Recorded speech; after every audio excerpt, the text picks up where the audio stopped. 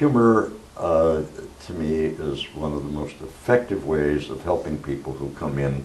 very angry at each other to accept sometimes the irony of their situation and the need to lighten up and give up their anger in order to concentrate on what's in their best interest. And I early on I learned to recognize, and I guess this is part of that presence that we have when we've reached the stage where people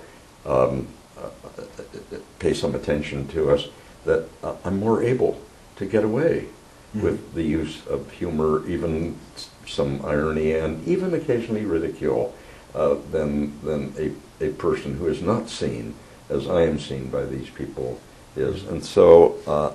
I'm a little more willing to take risks than I was when I got started with this, and also than perhaps I would do if I were a younger person. And that, and that's one of the interesting things about practicing this as an art, that if you're not willing to take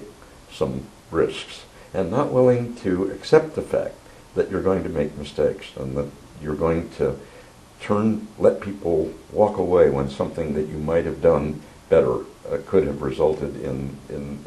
leaving them in a better position by way of having settled. But if you take no risks, you will miss the opportunity to achieve an accommodation that you might otherwise not have been able to reach. So, on some level, just really what it's going to be about, after all of the training is done and the theory is talked about, how do you connect? How are you authentic? How do you just engage these people as a human being, saying, I really am trying to Well, you be learn, helpful? you learn after doing it. I've now been doing it for 22 years, and one of the things I worry about is that I've now developed a set of skills which works, and sometimes I worry about whether or not those skills are being practiced in a way which is almost automatic, so that I find it too easy, and that I'm not being sufficiently alert to the need constantly to both improve what I'm doing and to be more alert to what the parties may need in this particular case that doesn't fit into the pattern. And one of the problems with having done it too often and being and being too self-satisfied is that you might get bored. And so I need to constantly keep sort of pinching myself to remind myself to try to